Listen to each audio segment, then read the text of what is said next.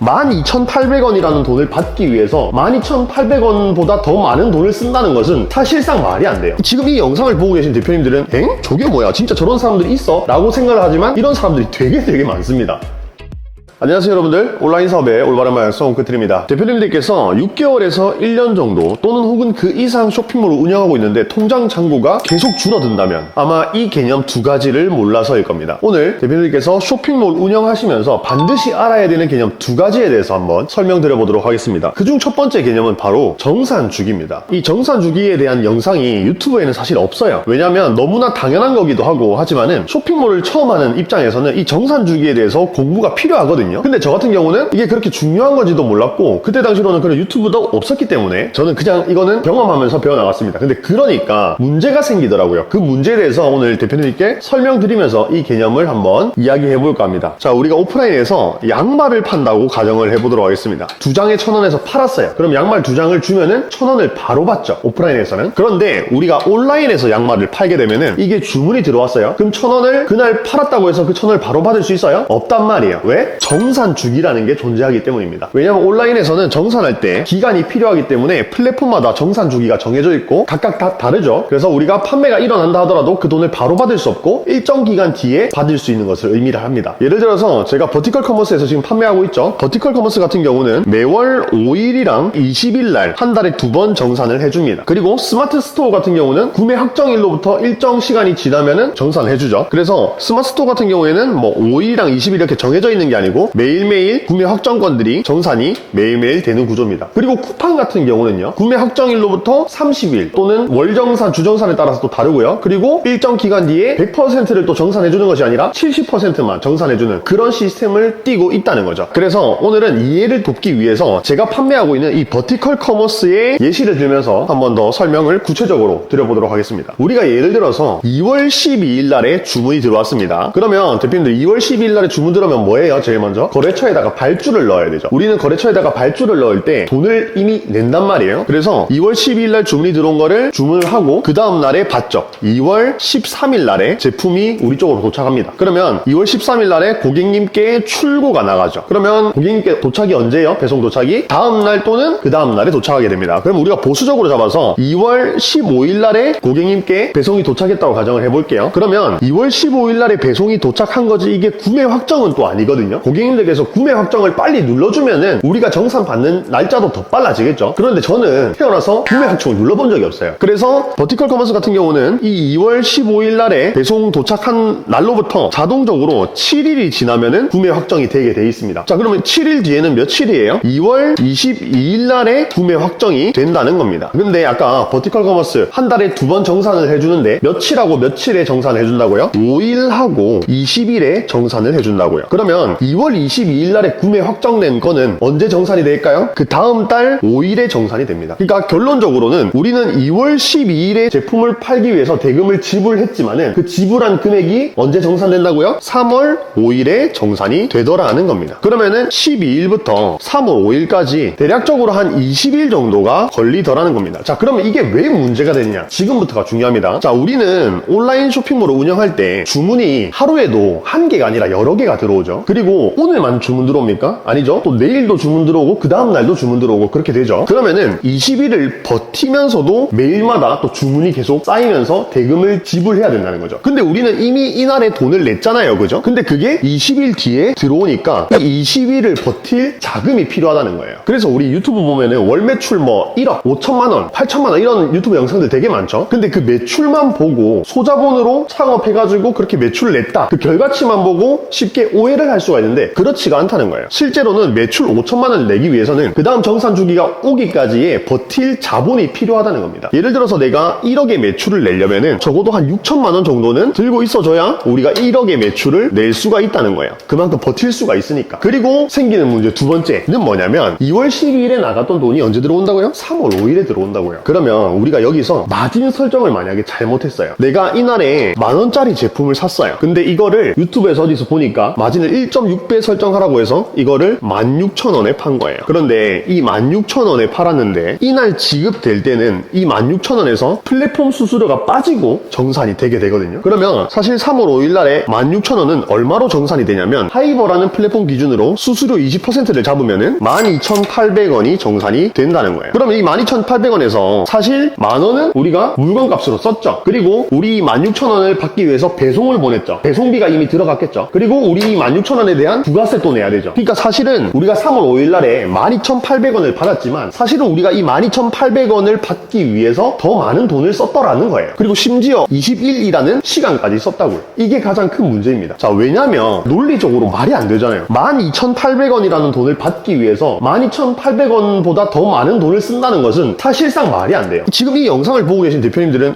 저게 뭐야? 진짜 저런 사람들이 있어? 라고 생각을 하지만 이런 사람들이 되게 많습니다. 그러니까 마진율 설정에 있어서 이 정산 주기까지 다 고려했을 때 내가 실제로 이익이 남는가? 그거를 또 따져봐야 된다는 거죠. 자, 그리고 여기서 세 번째로 드리고 싶은 말씀은 뭐냐면 내가 2월 12일 날에 돈을 썼잖아요. 그죠? 그러면 20일 뒤에 3월 5일에 이익이 나는 돈을 받아야 되는데 예를 들어서 내가 이날에 10,000원을 썼는데 20일 뒤인 3월 5일에 10,000원을 받은 거면 사실 10,000원 쓰고 10,000원 받았으면은 수치상으로는 마이너스가 없어요. 근데 그것도 어떻게 보면 적자입니다. 왜냐면 이 20일이라는 시간이 걸렸잖아요. 이 시간은 왜 계산을 안 하냐고요. 이 시간도 계산을 해야 돼요. 그래서 이 정산주기라는 개념을 지금 이해를 하셨죠? 여기에 더불어서 두 번째로 바로 알아가셔야 되는 개념이 바로 마진이에요. 아까 20일이라는 시간 뒤에 받게 되는데 그때 올바른 마진을 책정을 하면은 괜찮아요. 우리가 20일을 자본을 가지고 버티면서 정산 날짜에 돈을 받았어요. 그러면 그게 마진이 충분히 붙어져 있다면은 그만큼의 가치로 돌아오겠죠? 그러면서 이제 그런 주문거들이 쌓여가면서 돈을 벌 수 있는 거거든요. 그래서 올바른 마진만 책정하면은 정산 주기가 어떻든 플랫폼 수수료가 어떻든 간에 이익을 낼 수 있다는 겁니다. 그래서 이 마진에 대해서 제가 오늘 정확하게 한번 설명드려 보도록 하겠습니다. 자, 제가 유튜브 채널을 운영하다 보면은 댓글에 정말 많은 질문이 달리는 것 중에 하나예요. 이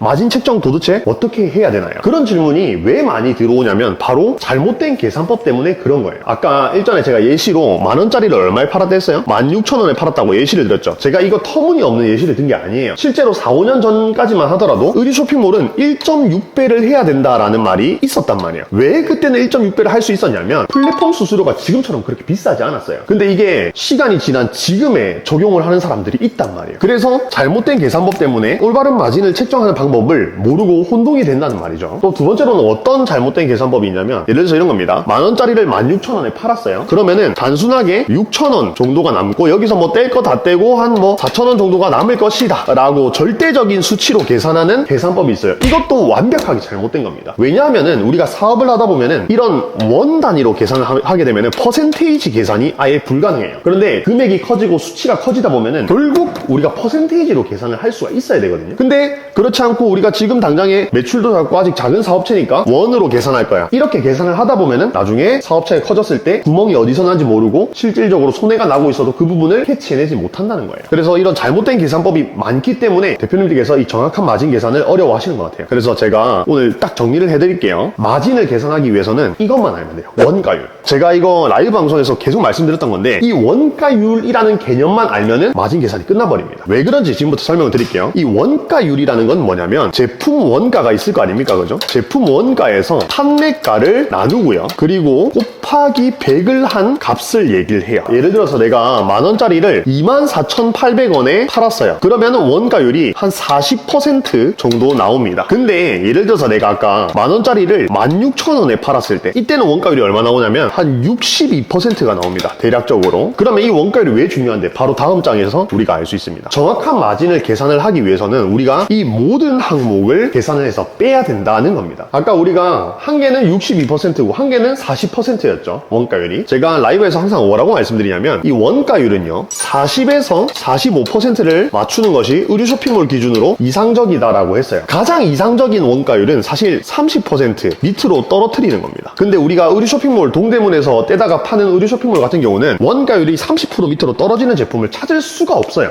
동대문 기준으로 봤을 때는 40에서 45%만 찾아도 정말 잘 찾았다 그렇게 말씀을 드릴 수가 있는 거죠. 그래서 아까 10,000원짜리를 24,800원에 팔았을 때 원가율이 한 40% 정도 나왔었잖아요. 그게 왜 40% 정도 나오면은 적정한 마진 책정이 가능한지 지금부터 설명 한번 해보도록 하겠습니다. 판매가가 아까 얼마냐면 24,800원이었어요. 자, 여기서 원가율이 40%였죠. 각 항목별로 퍼센테이지를 다 구하고 그것들을 더한 다음에 100에서 빼면 됩니다. 그리고 그 퍼센테이지를 마지막 이 판매가에 곱하면은 내 순수 마진율이 나온다는 거예요. 보면은 원가율이 40%였죠? 그리고 이 부가세 진짜 중요한데 별표 치고 갈게요. 부가세는요 10%라는 건 다 알고 있어요. 여기서 뭐가 문제냐면 어디에 10%인데 이게 중요해요. 자, 어떤 영상을 보니까 아까 우리가 이거 24,000원에 파는 거 원가가 얼마였냐면 10,000원이었어요. 이 10,000원에다가 10%를 곱하고 있더라고요. 이거는 사업 안 해본 사람이죠, 그 사람은. 이 부가세라는 개념은요, 매출세액에서 매입세액을 뺀 세금이 바로 부가세라는 거예요. 근데 왜 우리는 10,000원에 대한 10%가 아니고 24,800원에 대한 10%를 해야 되느냐? 우리 이 매입을요 증빙받으려면 우리 어떻게 합니까? 매달 말에 동대문의 공급가액의 10%를 입금하죠. 그거를 계산을 해야 된단 말이에요. 자, 그래서 계산해보면은 매입세액이라는 거는 우리가 원가 10,000원에 대한 10% 1,000원이에요. 그리고 매출세액이라는 거는 판매가에 대한 10% 2,480원이에요. 그러면 우리가 2,480원에서 1,000원 빼면은 얼마예요? 1,480원이 남죠. 근데 우리가 이 1,480원이라는 계산식을 도출하기 위해서 이 1,000원을요 냈잖아요, 동대문에다가. 그거까지 계산해야죠. 그러면 사실 우리가 낸 세금은 1,480원하고 1,000원이니까 이거 두 개 더하면 얼마예요? 2,480원이 나온다는 거예요. 그래서 부가세는 마진 계산할 때는 판매가의 10%를 계산을 해야 돼요. 그 다음은 뭐냐면 플랫폼 수수료. 이거는 사실 플랫폼마다 다르죠. 그래서 저는 어떻게 계산하냐면 플랫폼마다 이 식을 만들어서 계산합니다. 예를 들어서 하이버나 브랜디 같은 경우는 20%죠. 루핑 같은 경우는 요즘 좀 올라가지고 한 18% 되나? 그리고 네이버 같은 경우는 5.74%에서 등등등 해가지고 한 6%라고 가정을 하는데, 여기서 가격 비교나 패션타운으로 또 팔리면은 플러스 3%가 더 붙어요. 대략적으로 한 10%라고 잡고요. 등등등 다 다르죠. 그래서 다 다르게 계산을 하셔야 되고, 이 플랫폼 수수료도요 공시해 놓은 그 수치는요 부가세를 제외한 수치예요. 예를 들어서 이 20% 어떻게 도출됐냐면, 하이버 같은 경우는 명시되어 있는 바로는 18%라고 나와 있어요. 근데 이게 부가세가 제외됐기 때문에 1.8%를 우리가 더해줘야 돼요. 그러면 사실 이 정답이 뭡니까?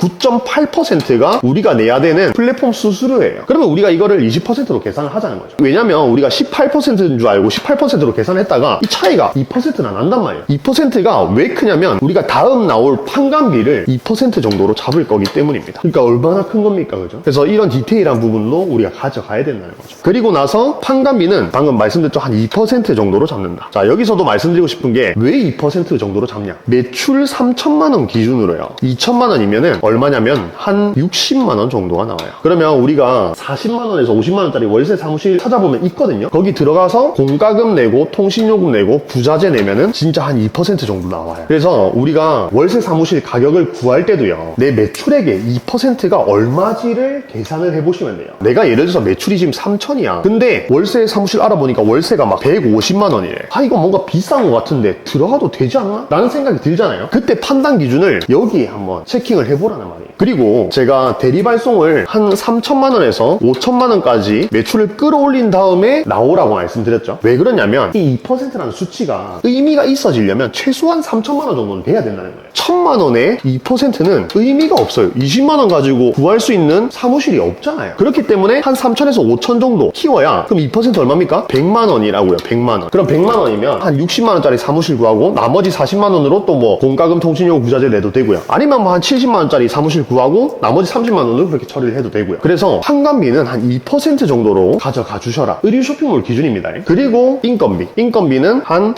5%에서 많으면 한 7%까지. 이거는 사실 유동적으로 또 가져갈 수 있는 부분이에요. 근데 저는 어쨌든 의류 쇼핑몰 기준으로 말씀드리고 있는 거니까 5에서 7%로 가져가 주시고요. 사실 이것도 지원금이라는 제도가 있습니다. 예를 들어서 제가 자주 이용하고 있는 지원금 같은 경우는 청년 일자리 도약 지원금이라는 제도가 있어요. 그 제도를 공부하고 받게 되면은 사실 인건비 5% 미만으로도 맞출 수가 있어요. 어쨌든 일반적으로 5에서 7% 정도면은 정상 수치다, 그렇게 생각을 해주시고요. 그리고 택배비, 이 택배비도 계산을 해보니까 한 5% 정도가 이상적인 수치더라. 이것도 상황에 따라 7% 정도까지는 여유를 둬도 됩니다. 그리고 광고비, 이게 굉장히 중요한데 질문을 정말 많이 주시는 부분 중에 하나죠. 보통 옹크트리가 뭐라고 얘기합니까? 7에서 10% 정도가 적당하다라고 얘기를 해요. 그런데 여기는 생략된 내용들이 있습니다. 그 얘기는 뭐냐면 이 광고비는 플랫폼 수수료랑 연관이 되게 깊어요. 20% 정도 하는 하이버에서는 광고비를 7%에서 10% 정도 쓰면 안 돼요. 2에서 3% 정도 써야 됩니다. 그러면 왜 옹크트리는 7에서 10%라고 얘기하느냐? 이거는 스마트 스토어나 이 자사몰 기준으로 말씀을 드리는 거예요. 왜냐면 보세요. 우리가 하이버에서는 20%가 플랫폼 수수료죠. 근데 스마트 스토어에는 아까 몇 %였어요? 10%잖아요. 그러면 20%에서 10% 빼면은 10% 정도의 마진룸이 더 남죠. 그거를 광고비에다가 조금 더 써도 된다는 거예요. 이거를 광고비를 안 쓰고 마진으로 다 가져가도 되는 거고요. 그건 전략에 따라 다른 거겠죠. 그래서 이것도 되게 중요합니다. 이 전체적인 공식을 구할 때 플랫폼별로 구해야 되는 이유도 여기 있다는 거예요. 플랫폼 수수료가 높은 곳에서는 우리가 광고비를 조금 더 죽여서 가져가야 되고, 플랫폼 수수료가 거의 없는 자사몰에서는 우리가 이 광고비를 최대 20%까지도 쓸 수가 있더라는 거예요. 대신에 이거 조건이 뭐였어요? 원가율이 40%라는 가정하에 그렇다는 거예요. 그래서 이 광고비도요, 하이버 같은 수수료가 높은 플랫폼에서는